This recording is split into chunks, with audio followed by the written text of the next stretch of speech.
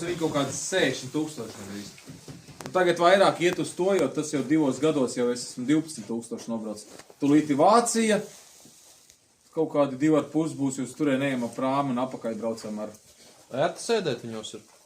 Man jā, es atslēdzos, man pilnīgi... Man hobijs ir tā. Jā. Timrods iedeva man Kļičku Latvijas Zaporožets karalis, tā kā, tur viņš bija atbrauc pafilmēt un līdz ar to. Tā arī, jā. Tā kaut kas pārgu, bet tu gribēji labu, bet tālāk arī viss beidzās, bet ir ielikt. Bija nauda, nopirkt, ir ielikt, viss.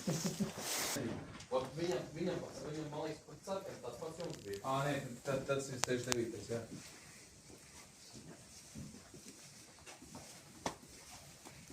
Par to skifu, ko es stāstīju, tas ir šis, jā, tā telts milzīgā. Es viņam saku, es viņu nevaru aiziest uz Lūžņiem. Viņš saka, kāpēc? Es te uzdāvināju. Aizbraucam uz CSDD pārakstīt. Atbraucu te laukos, platforma stāvēja slīpi, nevarēja iedarbināt viņu, nezinu kāpēc.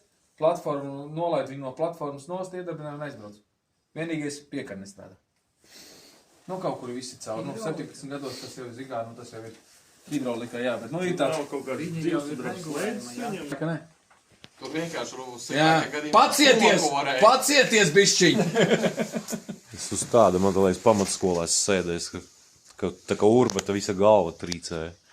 Jā, droši vien. Počidējā forši dāmi, počidējā man reāli patīkās.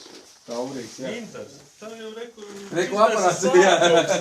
Bet man vēl vienā vietā solīja uzdāvināt. Šito man arī kaut kas te piešķīra.